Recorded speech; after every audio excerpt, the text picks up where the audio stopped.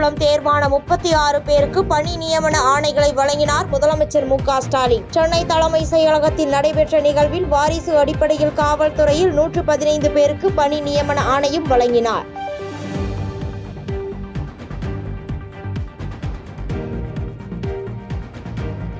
சேலம் மாவட்டத்தில் மாடு மேய்க்கச் சென்ற மூதாட்டியின் காது மூக்கு அறுத்து கொலை. காது மூக்கில் அணிந்திருந்த 2 சவரன் நகைக்காக நிகழ்ந்த கொலையால் மக்கள் அச்சம்.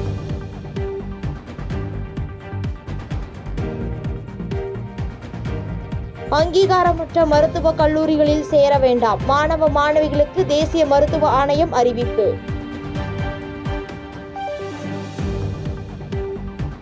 இரண்டாயிரத்தி 26 சட்டப்பேரவை தேர்தலில் திமுகவிடம் கூடுதல் தொகுதிகளை கேட்க திட்டமா? காங்கிரஸ் மாநில தலைவர் செல்வ பெருந்தகை பதில்.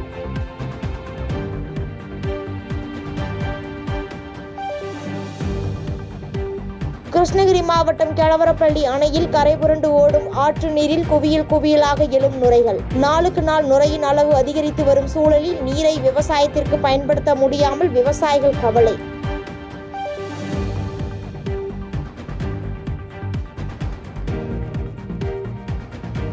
பாமக நிறுவனர் ராமதாஸ் அன்புமணி இடையேயான பிரச்சனைகள் முடிவை எட்டியதாக ஜி.கே. மணி தகவல். விரைவில் இருவரும் நேரில் சந்தித்து அடுத்த கட்ட நடவடிக்கைகள் குறித்து அறிவிப்பார்கள் என்றும் பேட்டி.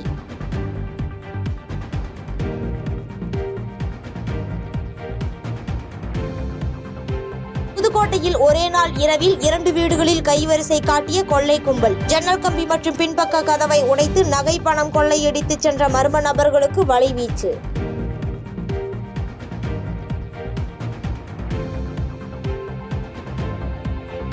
ஹெல்மெட், ட்ரிங்க் அண்ட் டிரைவ் உள்ளிட்ட 5 வகையான விதிமீறல்களுக்கு மட்டுமே இருசக்கர வாகன ஓட்டிகளுக்கு அபராதம் விதிக்க வேண்டும். காவலர்கள் கும்பலாக நின்று துரத்தி அபராதம் விதிப்பதாக எழுந்த புகாரில் சென்னை காவல் ஆணையர் அருண் உத்தரவு.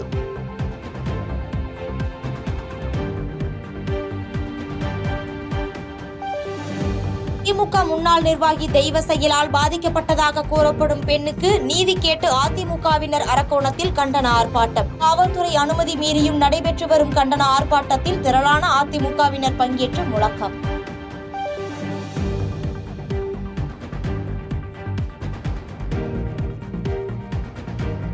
கர்நாடகாவில் மழை பாதிப்புகளுக்கு உயிரிழந்தோர் எண்ணிக்கை 7ஆக உயர்வு.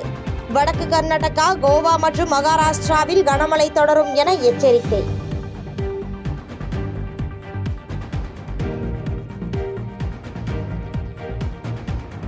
குஜராத் மாநிலம் அகமதாபாத்தில் 2வது நாளாக நீடித்த ஆக்கிரமிப்பு அகற்றும் பணி. ஆக்கிரமிப்புகளை இடித்து தரைமட்டமாக்கி வரும் ஜேசிபி வாகனங்கள்.